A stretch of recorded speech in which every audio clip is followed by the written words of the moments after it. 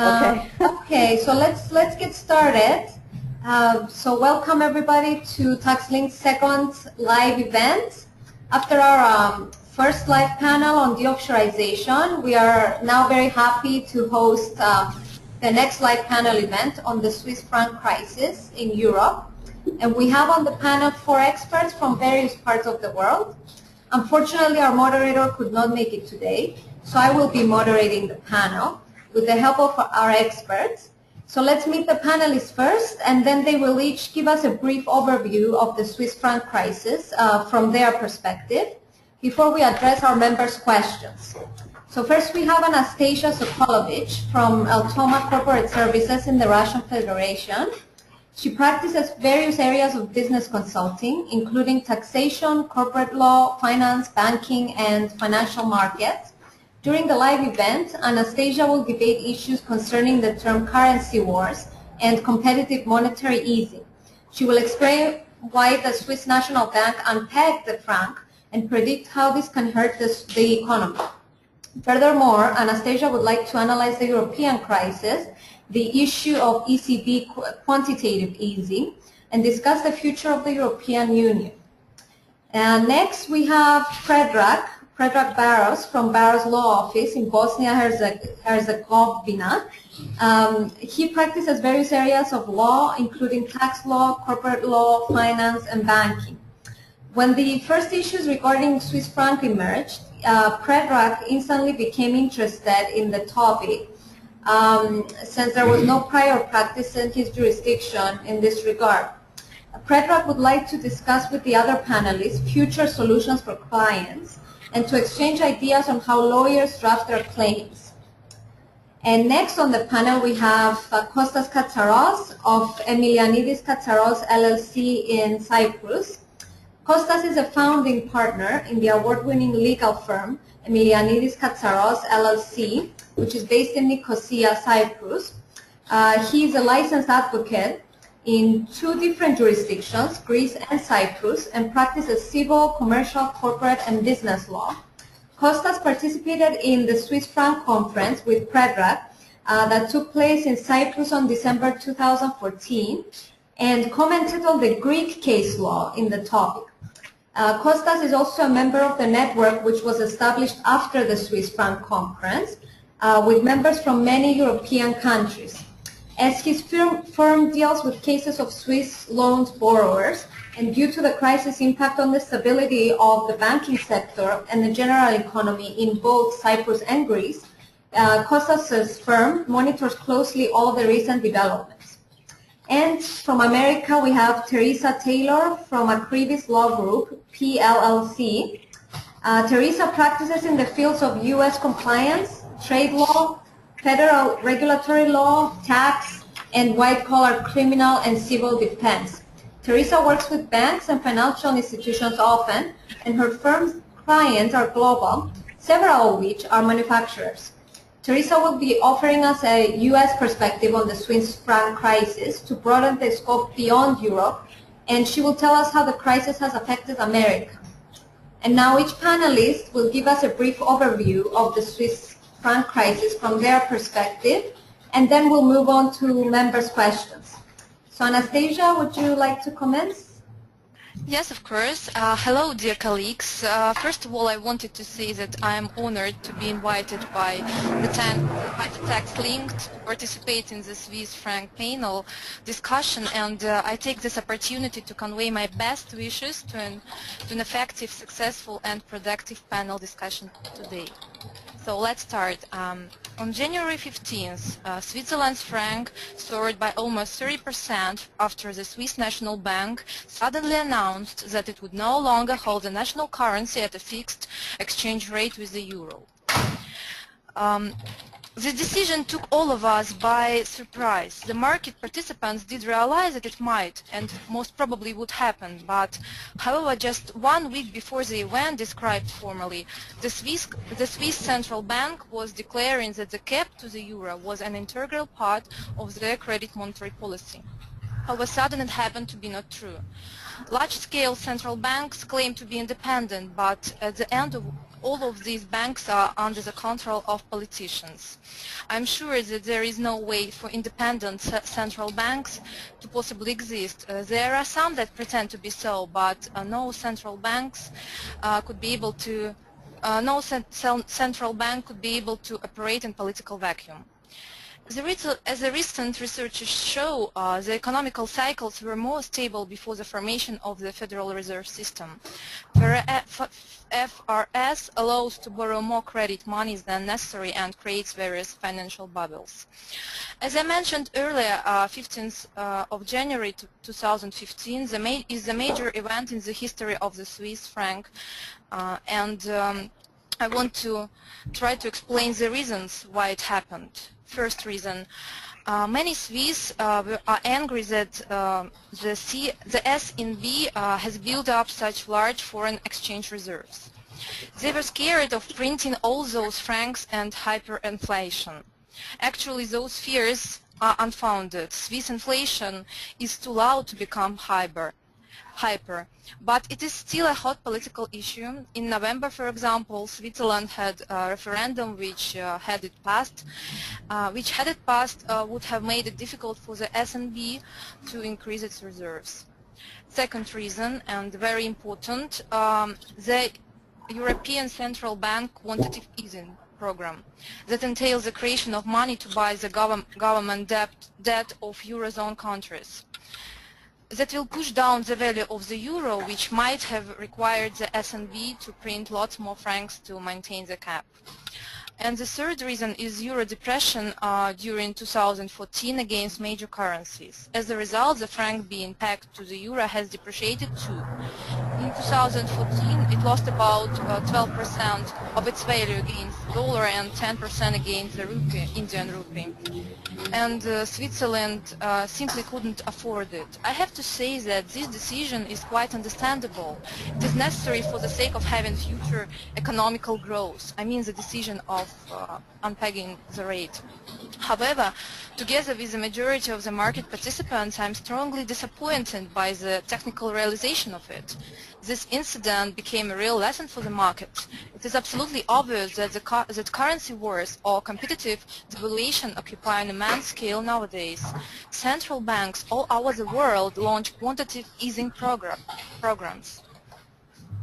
Actually, I described the main reasons, and that was the beginning of our discussion, and maybe colleagues will add something.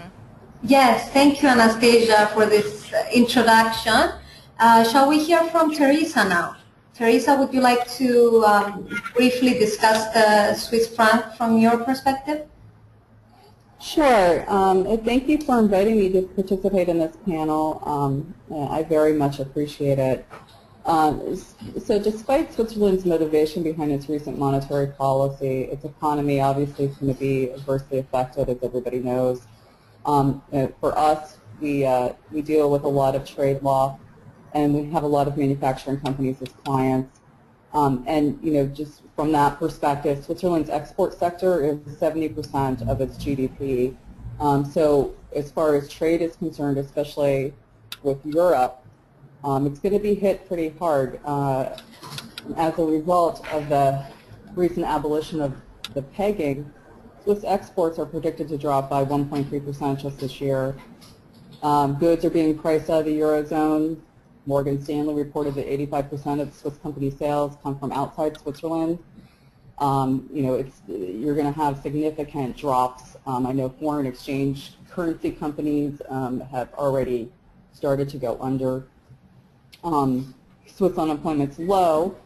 However, that might change as a result, depending on how their export industry is impacted. For the U.S., our dollar should strengthen, and our export industry should strengthen. It should definitely benefit our consumers. And we're hoping, and it should lead to a shift in investment in the U.S. dollar as our exports strengthen. The Swiss exports will become more expensive, and ours will become cheaper. Yes. as a result of the Swiss franc's impact on the U.S. dollar, U.S. consumers are going to enjoy cheaper goods, but factories, our manufacturers are, may suffer. We've seen a critical shift toward lower exports. Our economy benefits long-term by having a strong export market. Strengthening our dollar improves the U.S. economy and our companies' domestic positions competitively, but they may be threatened as imports for similar goods are cheaper. So we do have a balance here that we need to pay attention to. Our government has been investing heavily in bonds, which is a good move, I believe, and the growth in the value of the U.S. dollar won't be solely attributed to the Swiss franc's cap removal, but the recent monetary policy of the European Central Bank and the gradual decline of the Eurozone economy. So while the Federal Reserve plans to increase interest rates, the ECB will be taking the opposite approach. It'll be interesting to see how this pans out. Yes, so thank you, Teresa, for a U.S. perspective on the topic. How about we move on to Costas? Thank you, Marina, for inviting me in this panel, and greetings to all participants and the attendees that hear us. I would like to stress that in my mind there are two major pillars of this discussion. The one is the economic and financial impact, and I would say the importance that the currency loans and foreign exchange loans have, and also having to do with the situation as described by our two colleagues in terms of the Fed practices or ECB practices or other central bank practices. There is also a pillar of those bank practices as such in regard with the consumers, and this is another important issue of the Swiss francs. In my opinion, the first thing is not new, and I wouldn't say it's surprising, because as we can say, wars of currencies, etc., exist throughout history, and we can see a lot of examples. Every day we have fluctuations in exchange. In my mind, the Swiss National Bank had no other option having in mind the program of ECB, so they could not leave a standard cap to the euro to franc exchange rate because of this program of ECB. So I would say that these are expected, and they are monitored by the authorities, by the ministries of finance throughout the world, and the banking institutions. These are facts. We can see that they happen all the time. Of course, this is an interesting period because there is the drop of euro compared to dollar. I would say that the relationship is expectable due to political reasons. As we go to, we could say, universalism, we need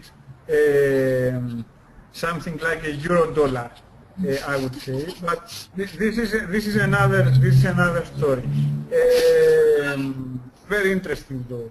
I would say for the second pillar that the most, in my opinion, interesting part of the story and the historic moment really is the 30th of April 2014, when the European Court took a decision in the case of Arpad Kassler in favor of the consumer against the bank in terms of his currency loan, his Swiss franc loan. This was a very important decision because the size, the volume of currency loans in Europe is really high, especially in areas as we saw in the conference that we had in Cyprus, which was a very interesting one in order to understand what's the situation throughout Europe. We then saw that especially in countries with not so good monitoring mechanisms, not so capable authorities, such as Eastern European countries or the Southern European countries, there was an increase of currency loans that were given without standards of normal loans that are given throughout the banking sector. So now we stand in a position that there is, for the first time, possibility for the consumers to gain some advantages in their cases against the banks in terms of currency loans. We have the precedent of this decision, which is a European decision, and we all monitor cases in our countries. Predrag does so in his country. We see cases in Greece, and we see tactics of the banks also here in Cyprus. So I think that this is a very interesting point of view for the matter, because it means a lot to the consumers, it means a lot to the bank borrowers, and it has a really huge impact also to the balance sheets of the banks in Europe, in those countries. So it is also a major problem for the authorities to take some measures. As Predrag said, there are many possible solutions that could be followed in order for the problem to be solved in the future. Yes, thank you, Costas, for that very detailed introduction. Let's hear from Predrag as well. Predrag? Okay. First, thank you for the invitation, and I can make a short discussion about my point of view of this issue. And I can say that it's obvious that these loan products cause a lot of problems in many European countries and also in Bosnia. Swiss franc loans, of course, affected the citizens of Bosnia, and of course their monthly payment rapidly decreased after they entered into and from my point of view, they should be protected by the law. But in Bosnia,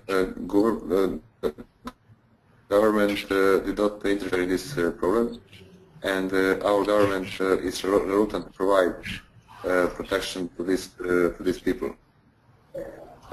For me, it seems that government does not have idea which kind of action should be taken in this situation, and also, of course, don't have idea how to help.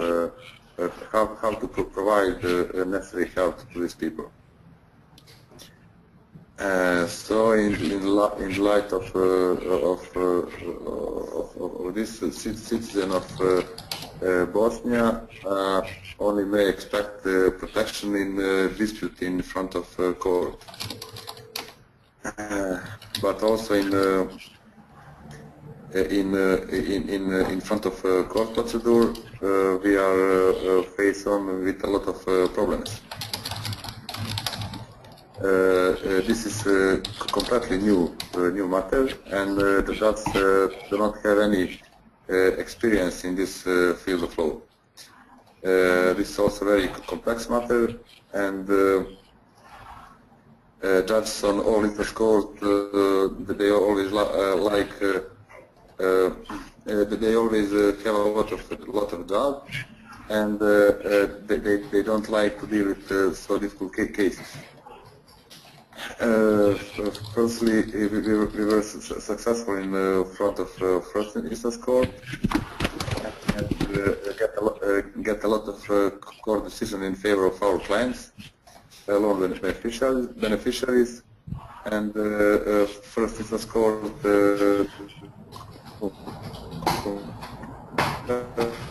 we accepted our claim on success of this loan products. But second instance court overturned the first instance court decision and only particularly accepted our claim. In Bosnia, second instance court make simple conclusion. According to these cases, it's a will of contract parties, and bank did not force their clients to put this contract. So, according to this court decision, bank is not obligated for increase of monthly payment. Of course, we are not satisfied with this court decision, so we try to find a new form of our claim, which will be acceptable for all court instances. Our intention is to convert Swiss franc loan products in domestic currency called and implement interest rate which is applicable for loan products in domestic currency. If we not make success with this type of our claim, we will try to completely annul this loan product. As I said before, this is very difficult cases, and from my point of view, this is subject matter for arbitration, not for local court. But we don't have jurisdiction of any arbitration in these cases, and we have to wait for new the decision of court. Yes, thank you, Predrag. Thank you. Thank you to everyone for this great overview from different perspectives. Now let's move on to some of the questions that our members submitted. Some of them you kind of indirectly answered anyway through your speech, but we'll go over the ones that we haven't fully addressed. So the first question was regarding widespread concerns in Europe about deflation. And how do you think the banks will cope in the future? As some of you have briefly mentioned it, but are there any other predictions? Yes, I want to answer. It must be noted that central banks all over the world fight deflation or high inflation as well. Although looking around the world, we see the definition of high inflation can vary. And in developed world, 2% inflation seems to be the common, and I must say it's considered to be a target goal. I think that the coming currency war and the potential for protectionism are the most serious challenges we will deal with in the global economy over the next 5 years. Nowadays, we are definitely seeing the competitive currency devaluation tactic that is being used by central bankers all over the world through extremely low interest rate policy. Central banks representing roughly 60% of the global economy are cutting rates or using other tools to pump more cash into the system. Let me give you some examples. In January, 11 central banks cut their rates. In February, 7 central banks cut their rates. In March, 9 central banks already cut their rates. The rate cuts and other monetary policy measures are intended to boost economic activity and inflation by encouraging bank lending. They also have the effect of devaluing currencies, which helps lift exports. But here is the problem. If everyone attempts to fight deflation by depressing the value of their currencies, nobody wins. That's why it's being called a currency war. And this could hurt the United States economy, which is the only major economy expected to start raising interest rates this year.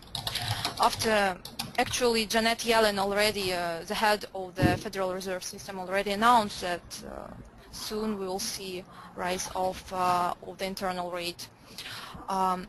After impressive 5% growth in the third quarter, the United States economy cooled at the end of 2014. Fourth quarter growth of 2.6% was lower than expected. So, dear colleagues, my main concern is about currency wars and currency devaluation. So, maybe you want to share your ideas as well concerning this question. Yes, thank you, Anastasia. Costas, you want to add something? I would agree basically, but somehow one could say that it's not a matter of the currency used, but of the performance of the economy as such, because the currency rates and the tactics and tools that the central banks use reflect the real situation in the economy. We can see, for example, how rapidly one could say falsely, others could say wisely, the Fed responded to the crisis when this crisis occurred in 2008 in United States. Then this subprime crisis, as we call it, moved into Europe, and the policies of Eurozone, which of course is a different entity than United States, we have to understand that, had impacts that were different in the south compared to the north of Eurozone. So nowadays we have a turn of the European Central Bank. Of course, we are talking about a turn 7 years after. And the real problem, in my opinion, is not the currency rates, but how competitive is the economy in a global environment, and if it reflects a real productivity, reality, and not games, let's say, of analysts or personalities of the stock markets, etc. Because the real problems are whether the situation in the real economy is reflected in a stable environment, and the problem does not derive from the currency rates. It derives, and it has its roots in the reality of the economy, how the economy performs in many countries. So we can see that there are different policies, as Anastasia said, in the developing emerging countries. There's a lot of movement to Asia throughout the years. We can say that these are the real problems. And in my opinion, the problem in Europe, as the question concerns Europe, is what is the major competitive advantages of the European economy, so to reflect a more stabilized and safe environment for its citizens. We see that the role of Europe, if we see analysis for the future, for example, years and for the coming years, we will see that a lot of countries will substitute Western countries in terms of economic growth. This cannot be changed. It's a reality. We cannot cover it throughout the currency policies. We have to change the way that we face these problems in terms of their roots in Europe. That is my opinion. Yes, thank you. I want to add a little bit.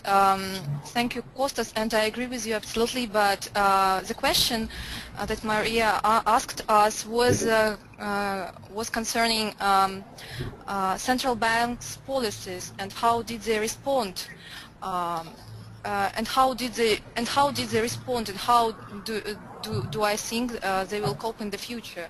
What was their main policy? It was not about the reason of economic crisis in Europe. Yes, I think What Costas I was also trying to say addressed is another I member. was speaking about... Let me give an example. When Fed reacted rapidly in the crisis in the United States, they helped the American economy to keep warm and to keep producing in a level of exporting fast and not to be affected by the crisis as such. When the central banks use their tools in order to improve the framework in which the economy responds, then we can say that they assist the economy. But in the end, whether the United States and Europe will remain competitive has nothing to do with the policies that these banks will adapt and follow in a short-term period. In a long-term period, the performance of the economy is the one that will keep the path for the future. And the last part of the question is how do we think that these banks, central banks, will cope in the future?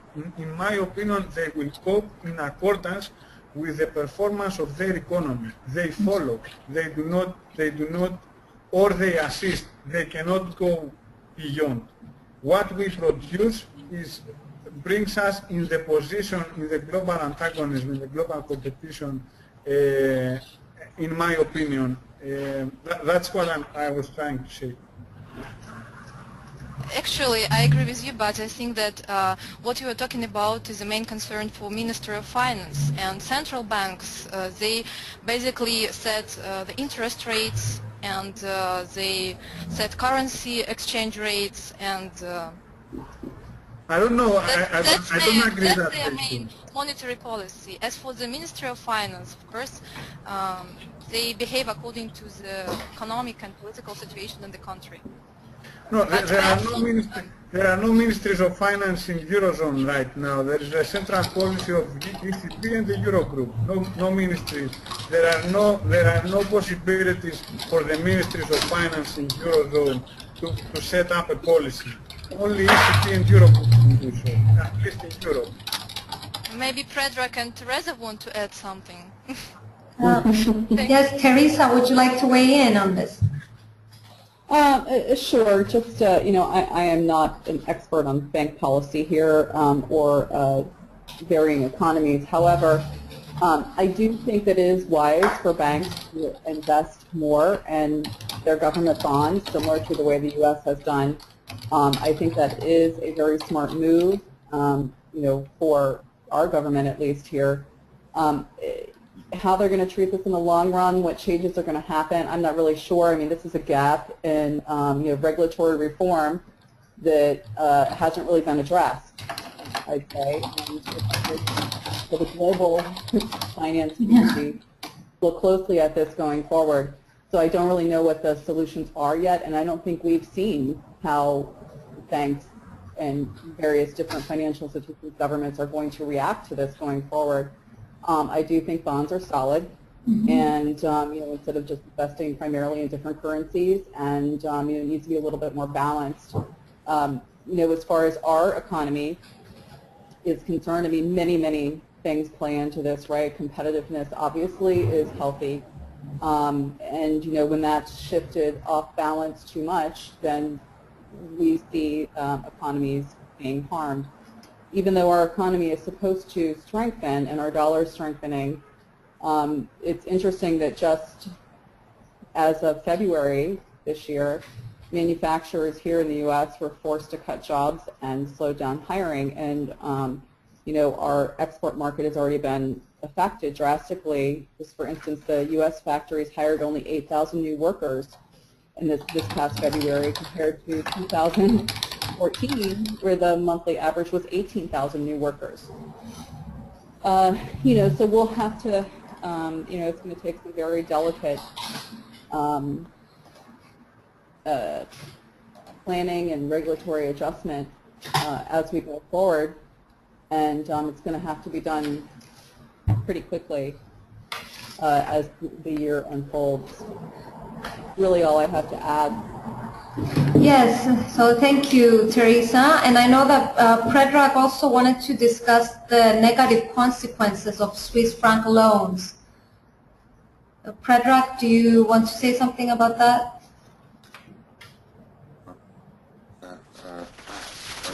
Okay. Yes, as I said before, I make a short discussion based on this Swiss franc loan product, and as I said before, that loan product have a negative consequence on Bosnian citizens, and also that loan products also have a negative consequence, cause negative consequence on the all beneficiaries on that loan product in all Europe. And for example, I think that in all Europe, government is necessary to government of all European country interfere in this problem. In Bosnia, government don't have any activities about that. But for example, in Croatia, government fixed exchange rate of Swiss franc on one specific level, and I can say it's good activity of the government, because on that way government with that activities take care about the citizens. Yes, thank you, Predrag, for this information. Does anyone else want to add anything on this question, or should we move on to the next one? Okay, so let's move on to the next one, which Costas kind of addressed earlier, but let's see if the other panelists have anything else to say. One of our members asked that the Fed is expected to raise interest rates this year. Will there be any impact on global fund flow and on European Union economic development, with particular emphasis on Switzerland? But you can also address the European Union in general. So will there be any impact if the Fed does increase interest rate this year? What do you think? You want me to answer, or you're yes, asking Costas, me? you can add to what you said earlier. When I would answer simply, when we have higher interest rates, you attract funds that want to invest in your products that are connected with the interest rates for the better, let's say, performance of the funds. This is as simple as it sounds. Of course, there are complexities everywhere. The safety of Switzerland is something that nobody can find elsewhere. US is a AAA, so anyone can make his own choices in terms of where he invests his money. Yes, and do you think, so how will Switzerland in particular be affected, do you think? Any predictions? Probably with a move of funds from Switzerland to US, if that is what one could answer simply. But the flow of the funds does not correspond immediately to such moves. There are a lot of kind of funds. There are hedge funds. There are funds of long-term horizon. There are insurance funds. There are many kinds of investors, let's say. So definitely, when you raise your interests and you want to attract fresh money, you will attract some money if you have better interests from other countries. What is the purpose of keeping keeping the money in a part of a weak part of Eurozone, let's say, compared to United States if there are higher interests? Of course, there are disadvantages that were told also by Anastasia, by Teresa, for the lack of competition advantages in terms of exports, etc. But in terms of investments and the impact on economies as Switzerland, this is the most obvious, let's say, impact that, in my opinion, one could see. Yes, thank you, Costas. Would anyone else like to add to this? Yes, I want to add. I want to say that the main recipient of the Fed's money is the European Central Bank. That's why we can't compare their policies, because the Federal Reserve System is on the top of this pyramid. So, and when the interest rates rise, the money become more expensive. So, of course, we will see strengthening of the United States dollar, and probably we will see the parity of Swiss franc and US dollar. And of course, probably due to the fact that money supply will become more expensive, the global funds will be reduced, probably. Fund flow, I mean. Yes, thank you, Anastasia. Predrag, do you have anything to add? I don't have anything to add according to this question. On this question, okay, thank you. Teresa, anything else to add? I think that pretty much covers it. But again, with the U.S. dollar strengthening and interest rates going up, it's not always necessarily a bad thing. So we have to see how this plays out. I mean, there is interest in investing when the interest rates go up at the same time. The U.S. dollar strengthens, so it brings investment here. I mean, we'll have to see how it evens out. So I don't think it's necessarily going to be, a bad thing here. So we'll see. Yes, so there might be some positive outcomes in the future, right? And I know, Predrag, you wanted to also discuss competition law, which Costas mentioned earlier. So what about competition law?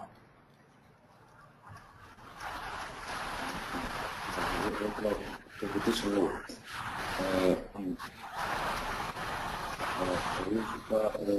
We have an example in our country, Bosnia, that the domestic bank breach rules, competition rules, because it's a little specific to explain, but they provide they loans for the different for different loan beneficiaries, but they don't offer the same condition for all. And according to our domestic competition rules, it's definitely a breaching of competition law. But in our country, still we don't have still we don't file a claim against the bank in front of Competition Council according to this issue. Yes. Teresa, would you like to add anything to what Predrag just said? No, competition law is not my area, but thank you. Yes, thank you, Predrag, for explaining to us. Would anyone else like to add something? No? I think Predrag covered the basics, and so we have a few more minutes, and I would like to see if you panelists have any questions for each other or any other areas that we haven't fully covered. Is there anything else you would like to bring to our attention? Yes, I would like to hear the expert's opinion concerning legal issues and compliance changes. Maybe some of our panelists can share with us some new trends in the legal part. Costas? I think that the most important development, as I said before, was the decision of the European Court in the case of Arpad Kastler in Hungary. And this is followed somehow, some directives of this decision are followed by the local courts throughout Europe. Of course, as Predrag said, there are difficulties because we live in a period that the banking sector is very fragile. For example, in Cyprus, there was a collapse of the banking sector 2 years before, and banks here are very protected in terms of we still have capital controls, let's say, in Cyprus.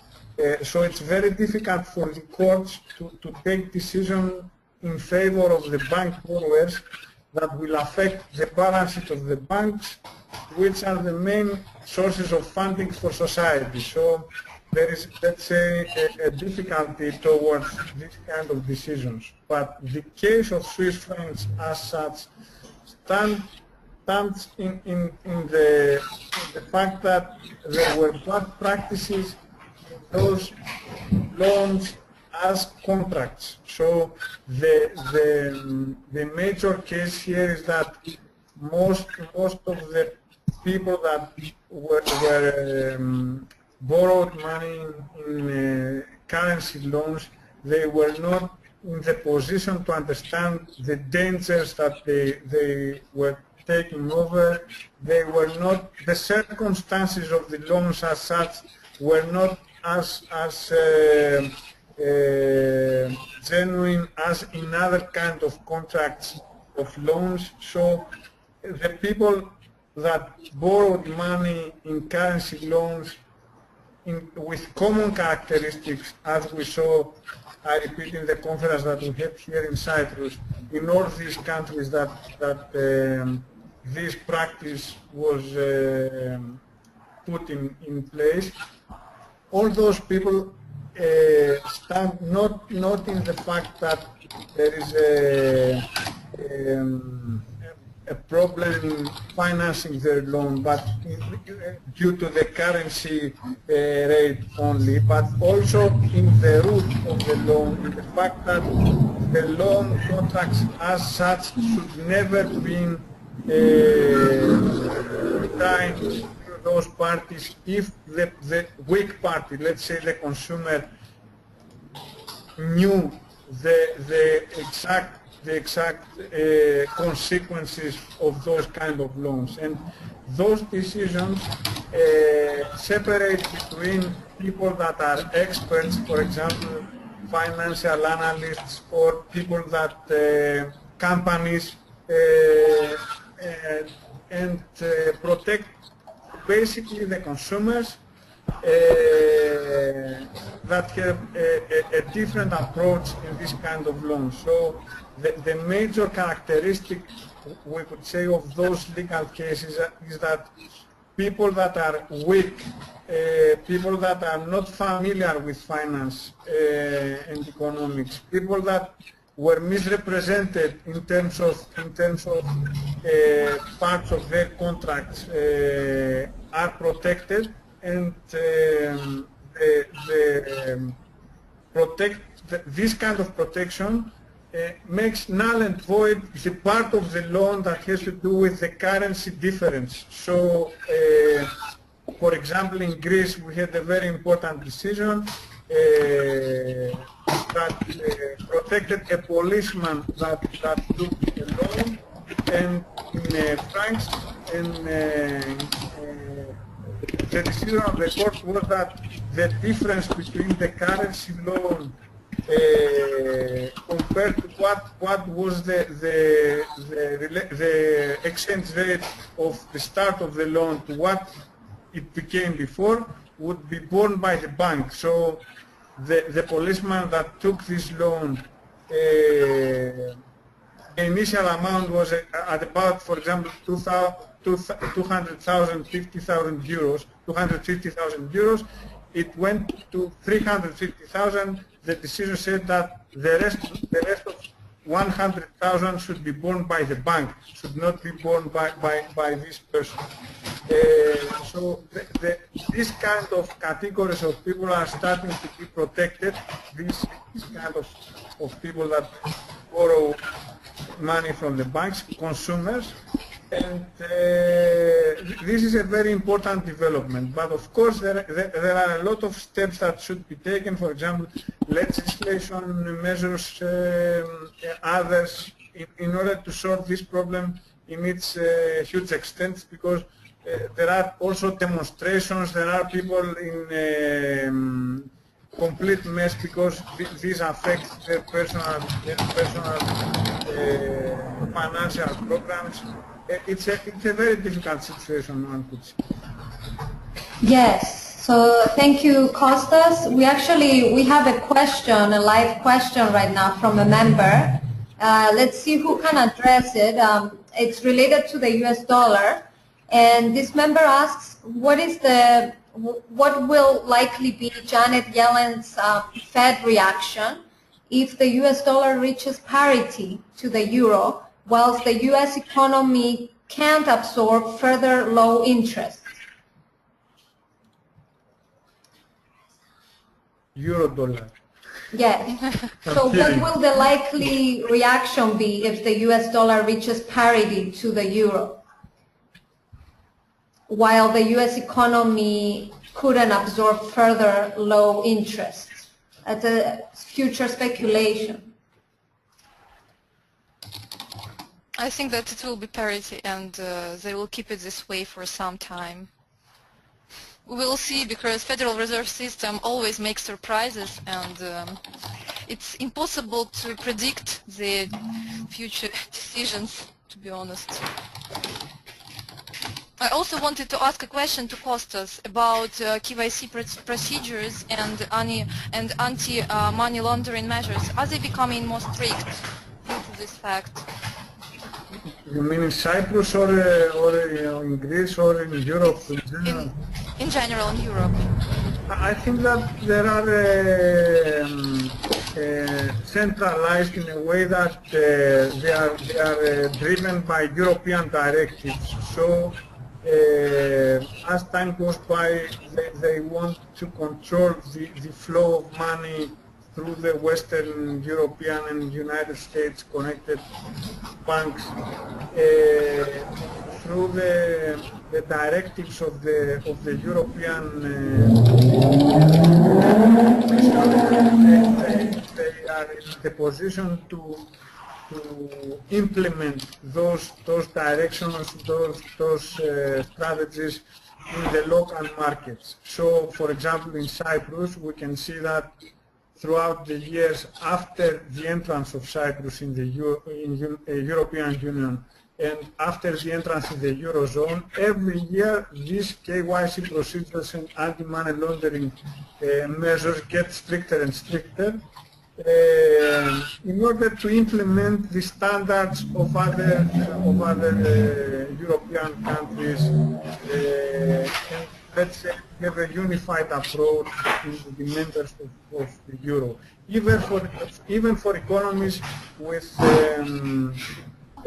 different characteristics such as Cyprus and Malta or Ireland, where the tax incentives remain compared to other European countries. The KYC procedures, I would say, that become stricter and stricter as time goes by, following these directives of the European Commission. Yes, thank you, Costas. Teresa, would you like to add anything to this? Sure. Well, AML, KYC, all these regulations, all these compliance regulations are very strict across the board. Banks are I mean, it's quite a chore for them to keep up with all the regulations, across the board. Of course, U.S., the Justice Department has been extremely aggressive, as everybody, I'm sure, has seen. Recently, there's a lot of money to be made with these compliance violations, and so banks and financial institutions are having a hard time keeping up, but it affects many other economic actors, even individuals across the board, high net worth individuals. We have a lot of clients, everything from large publicly traded companies to small and mid-sized companies and individuals that are, involved in investigations for even the smallest of a violation. And no one is, can escape, having to deal with these regulations. The Justice Department is extremely aggressive, and there's a lot of money to be made. So, we're seeing everything from, the monster investigations and violations down to, even a couple $100,000, anything that makes for a really good press release, and, can be conspiracies, anything that can be thrown into conspiracy, which is really easy to prosecute because you don't really actually have to follow through with a violation. You just have to talk about it and, meet or, engage in an action that furthers something that is a regulatory violation across the board. And so, it's a lot to keep up with. Companies, financial institutions, and banks, I mean, it's nearly impossible to keep up with all the regulations that they have to now at this point. And, the U.S. is everywhere, and a lot of our clients don't realize that the jurisdiction follows the U.S. dollar. It doesn't matter where you are or if you're a U.S. citizen. And, these are complex regulations, but yet they apply across the board even to your average individual out there. So for the large financial institutions and banks, this is a huge risk, and I think it's only going to get worse. Yes, thank you, Teresa. And let's also hear from Predrag. Predrag, any final remarks to what the other panelists just said? I don't have anything to add. I just want to ask, I would like to ask one question to Costas. Yes, I would like to ask, is there any news from Dr. Catherine, and does she make success in front of court in England? I would say that this is a question that always follows Dr. Catherine. Dr. Catherine, for those that hear us, is the leader, we could say, and the person that took the initiative for the conference of the Swiss francs in Cyprus. So she made a lot of efforts in order to show to the whole Europe what's the real problem with this kind of loans. She's struggling. I had no news from her since the previous weeks. But she's a fighter, and she always tries to improve things in terms of getting benefits for consumers, and I would say that she's in a good progress in Great Britain about those issues, though not results in so far as I know, in terms of her efforts, in terms of Parliament, etc. Okay, thank you for the final question, and we are out of time, but I hope that the discussion can continue online, and we do encourage our members, including the panelists, to submit further questions on the forum or any other remarks that you would like to add, because this is definitely an ongoing discussion, especially since we are anticipating some future outcomes that you all discussed. And I would like to thank our panelists, the members who submitted questions, and the people who attended the live event. Thank you, everybody, and we will continue the discussion online. Have a good day.